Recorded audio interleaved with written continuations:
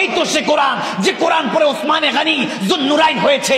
এই তো সে কোরআন যে কোরআন পড়ে শের খোদা আলী বেলায়েতের শাহেনশাহ হয়েছে। এই তো সে কোরআন যে কোরআনকে রক্ষা করার জন্য বদর খন্দক উহুদের মতো কারবালার মতো প্রান্তর দেখতে হয়েছে।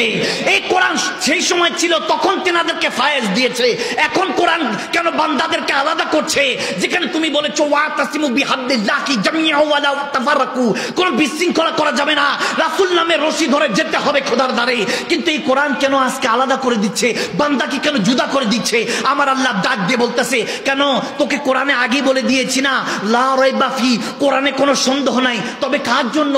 হুদাল্লিল মুত্তাকিন, হুদাল্লিল মুত্তাকিন, মুত্তাকিনদের কাছে যেতে হবে। মুত্তাকিন বামানা মুমিনিন, মুমিনিন বামানা আউলিয়া কামিলিন। মুত্তাকিন তারা যারা নবীকে ভালোবাসে, মুত্তাকিন তারা যারা আল্লাহর ওলি হয়ে গিয়েছে।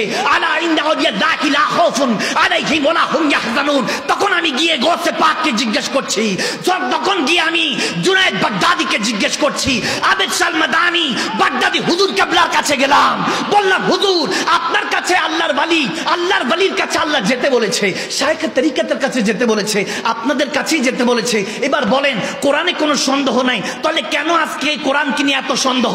তখন আল্লাহর ওলি ডাক দিয়ে বলছে, কেন বান্দা বুঝো নাই? তোমাকে কোরআন বুঝতে হলে, মুত্তাকিনদেরকে বুঝতে হলে আগে যালিকাল কিতাব বুঝতে হবে। এই কিতাব, যে কিতাবের কসম আল্লাহ খেয়েছেন, এই কিতাব বুঝতে হবে। তখন গবেষণা করতে করতে ইমামগণরা আমাদেরকে জানাচ্ছেন, যখন কোরআন নাজিল হচ্ছিল লৌহে মাহফুজ থেকে এই দুনিয়াতে কোরআন নাজিল হচ্ছিল, গভীর কনসেন্ট্রেট মনোযোগ, এই জায়গা থেকে যদি মনোযোগ সরে যায় পুরো কথার সার্বভৌমত্ব যেই সারমর্ম আছে এটা ভুলে যাবেন, বুঝবে আসে না। এই জন্য মনোযোগ এই জায়গায় থাকবে। যখন জিজ্ঞেস করলাম, ইমামগণ আমাদেরকে বলতেছেন, যখন নবীজির উপরে প্রথম ইকরা বিসমি রাব্বিকাল্লাযী খালাক আয়াতে কারিমা লৌহে মাহফুজ থেকে নাজিল হচ্ছে, তখন আমার নবী যখন বলেছেন জুবান দিয়ে, কেউ মুখস্থ করেছেন, কেউ কলা গাছ পাতা লিখেছেন, কেউ চামড়ার মধ্যে, কেউ পাথরে, তখন কিতাব কিন্তু একত্রিত না।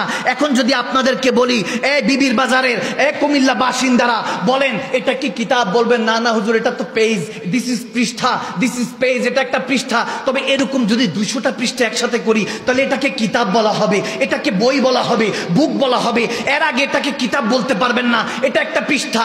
যখন আমার নবী বলতেছিলেন, কেউ মুখস্থ, কেউ কলা গাছ পাতায়, কেউ চামড়ায় পাথরে লিখে রেখেছে, বিক্ষিপ্ত। আমার নবীর 50 বছর, 50 ইয়ার্স লেটার, 50 বছর ইন্তেকালের পর্দার 50 বছর পরে আবু বকর সিদ্দিকের হুকুমে ওসমানে গনি এই কোরআনকে একত্রিত করেছেন। এর আগে একত্রিত ছিল না, বিক্ষিপ্ত ছিল। তখন গৌসে পাককে ডাক দিয়ে বলছি, ইয়া সরকারে বাগদাদ, ইয়া সরকারে দো আলমের শান যে আল্লাহ বুঝাচ্ছেন। যখন শায়েখে তরিকতটা ডাক দিয়ে বললাম, ইয়া হুজুর আমাকে বলেন, এই কোরআন তো তখন আমার নবীর জামানায় ছিলই না, তাহলে আল্লাহ কোন কিতাবকে বলছেন? যালিকাল কিতাব লা রাইবা ফি হুদাল লিল মুত্তাকিন, যে কিতাবে কোনো সন্দেহ নাই।